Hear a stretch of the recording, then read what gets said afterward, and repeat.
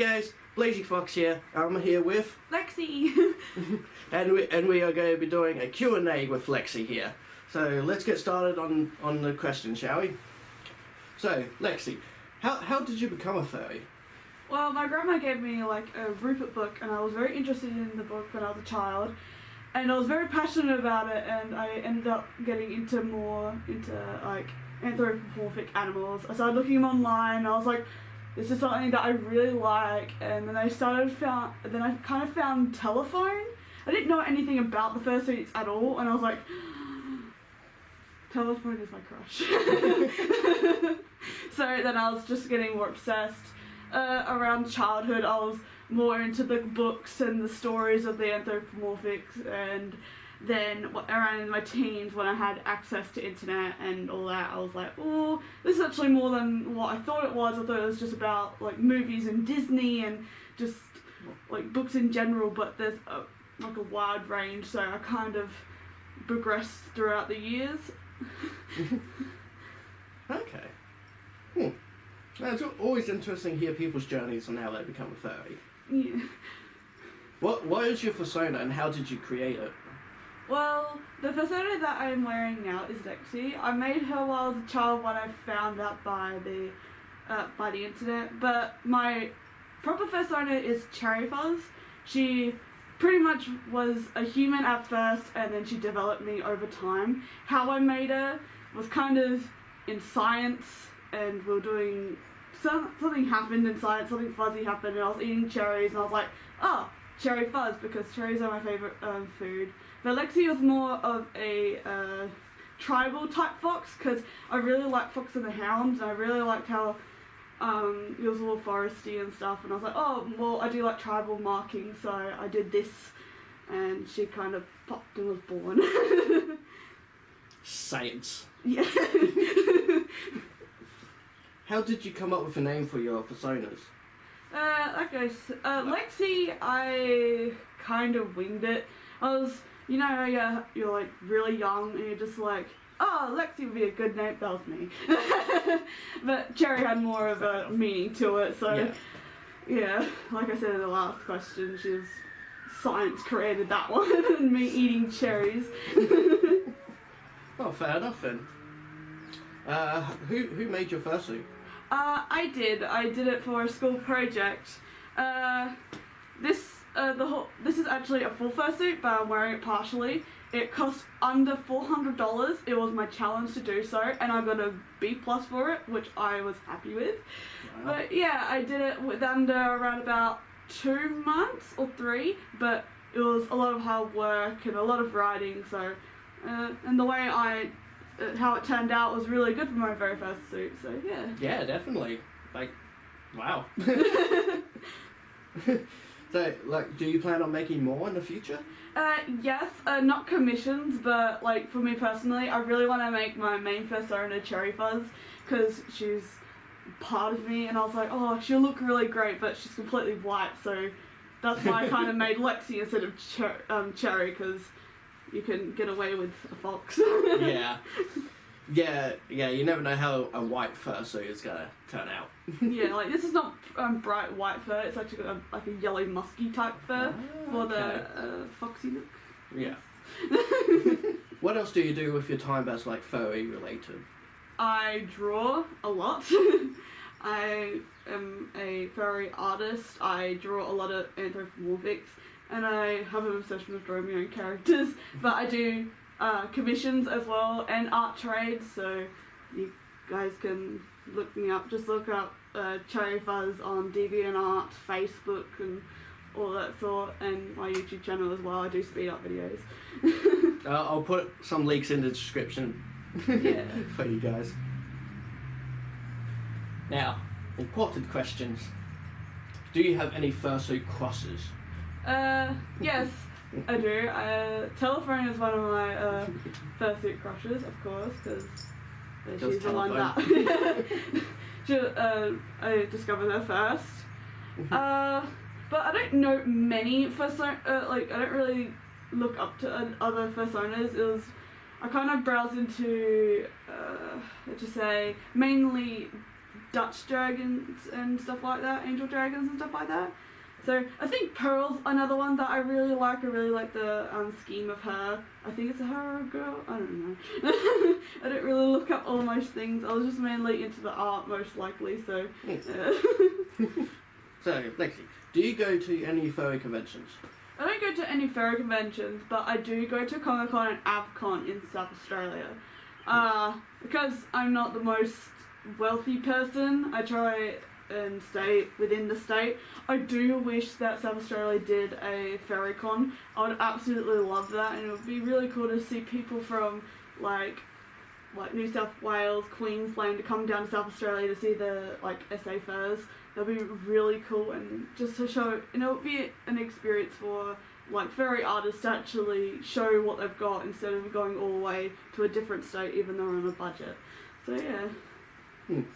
Do you want to go to fur cons? Oh, I do. I really want to, but then I have anxiety.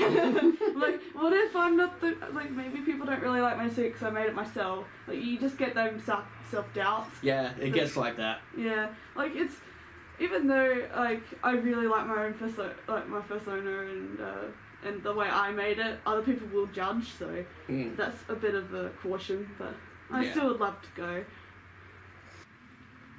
Okay, so your character is a fox. Is that your favorite animal, or do you have another animal that's your favorite? I love foxes. I am in love with them, but I'm also obsessed with birds. I always wanted to make a bird persona, but I always find them a bit weird, so I just like having pet birds. But foxes and birds don't go well, so I'm just oh no, I'm conflicting my own liking. I want to be a fox, but I can't have a bird. I'll eat it.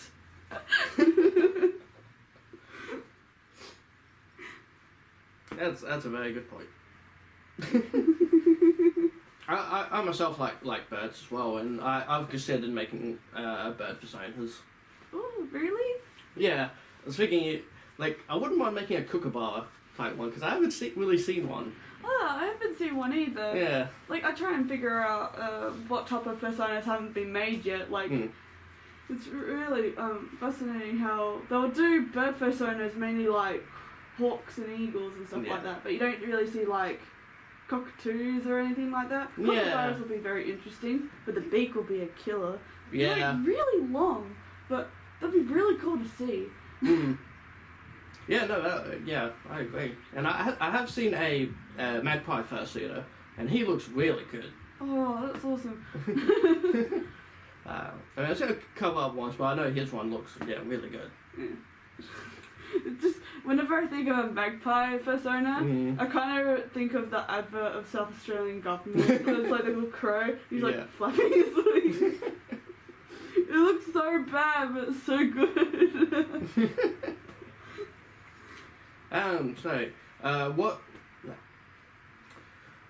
What would be your favourite movie? Probably Fox and the Hound, but I did recently watch Little Prince. I cried. Okay. But yeah, Fox and the Hound will be one of my favourite movies when I was a childhood. But yeah, I would say Zootopia would probably be in the third list. Yeah. Because it had really good detail with the headphones with the bunny. Yeah. Yeah. So yeah, I was oh, they actually got that right. They're not actually stuck on the side of their head. But yeah, Fox and the Hound is probably something that stuck in my childhood. So I love it personally. Yeah, that's one of the reasons why I do love Zootopia. It's all the little details they put in there. But yeah, I haven't watched Fox and the Hound for a long time, but it was one of my favourites back in the day. It was so cute. Yeah, it is. What would be your favourite TV show? Oh god, I would honestly say Rick and Morty, but I do have I love Danny Phantom. I even bought a shirt that said I'd rather be watching Danny Phantom. I should have worn that today. but I'll probably stick with Danny Phantom because I enjoy the artist and the art style. So yeah, and the story. Fair enough. Can't argue with that. Is there any game or TV show characters that you have a crush on? Cloud from Final Fantasy. He's hot. I meant more furry related Damn ones. it! But it's so hot.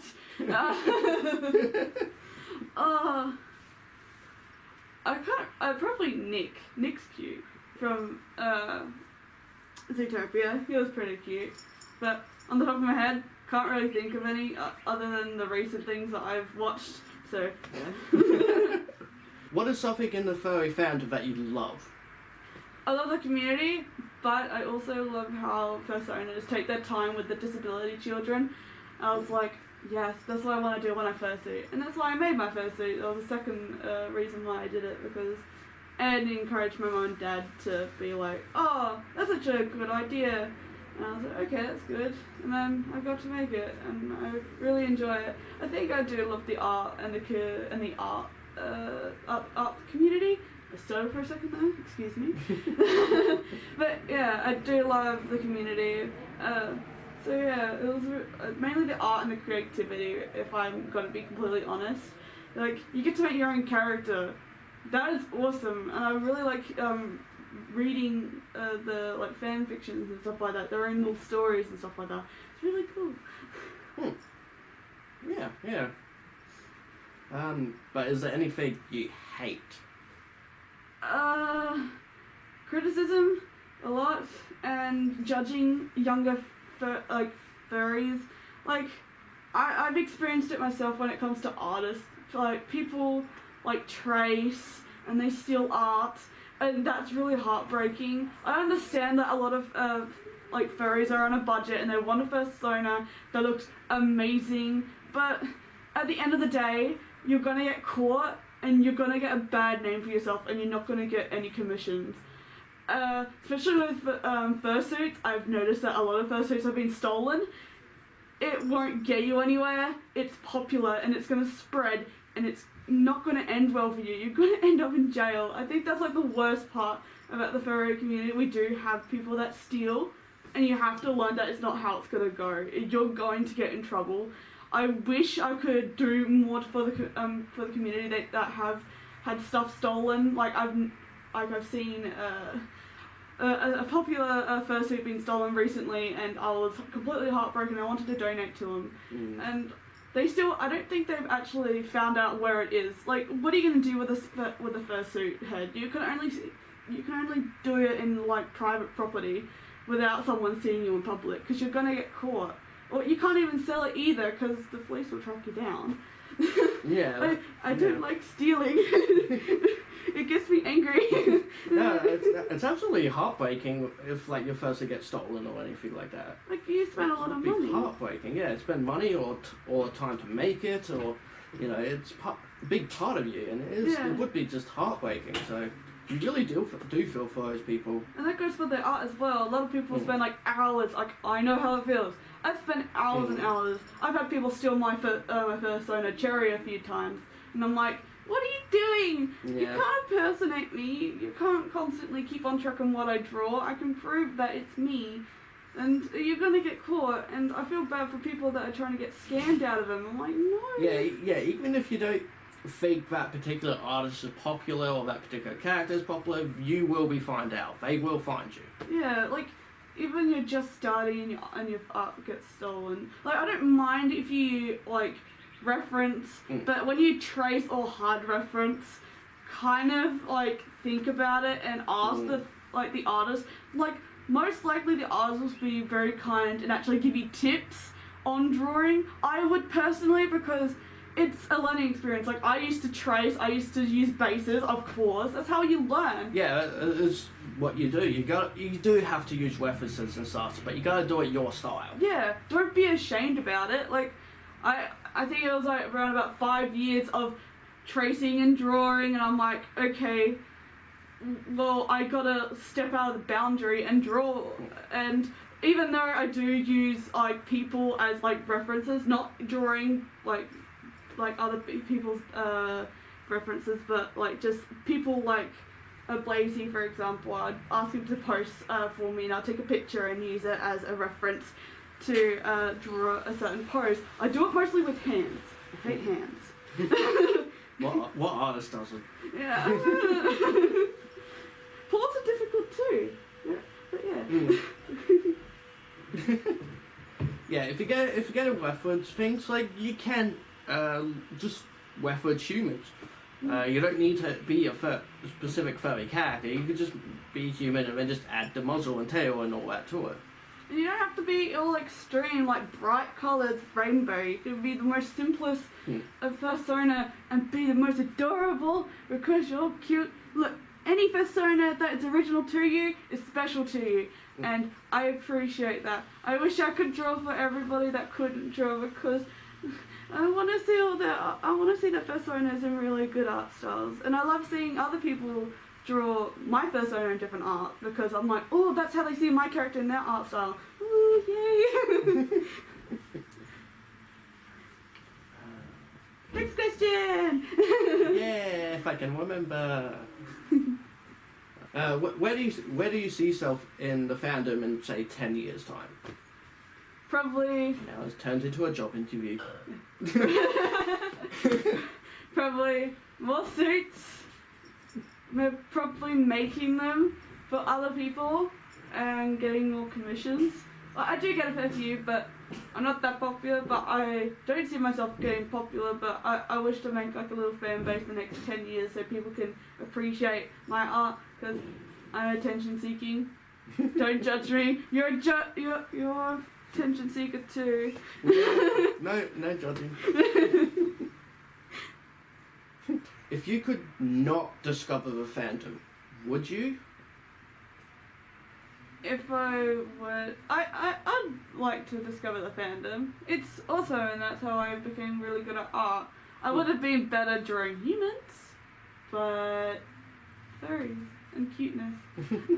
But if I honestly didn't find the fandom, I'd probably be very bland and be very sad. And live a normal life. What is normal nowadays?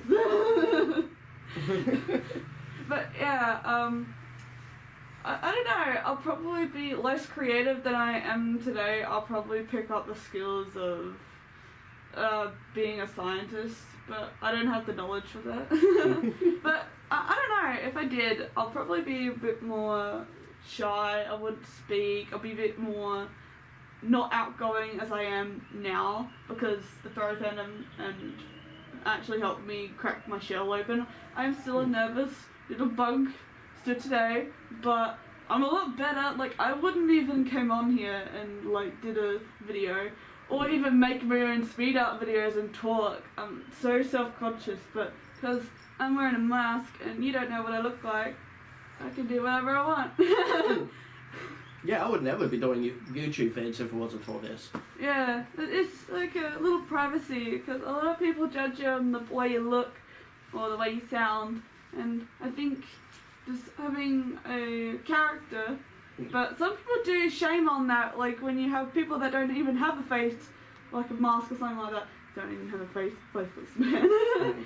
But they get shamed upon if they make like a character of themselves and they're not really like that in real life. But you have to understand that privacy, and some people are quite ashamed of what they are, and I understand that. And YouTube just gives you an opportunity to be a character that you wish to be, and you can, and you want to be. So yeah.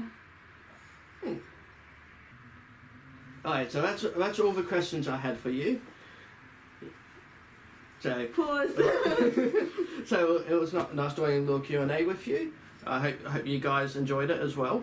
And if there's any fursuiters that are in my area that would like to do a Q&A with me, then let me know and I'll set that up with you. If you want to see, and if you do want to see more Q&As, let me know in the comments. And don't forget to give this video a like and subscribe if you haven't, to see all the latest stuff as soon as it's uploaded. And I will again put links in the description to where you can find Lexi and go commission her, because money. Yay. And she does very lovely art as well. I am broke, donate me. So that's it for now, guys. Bye bye.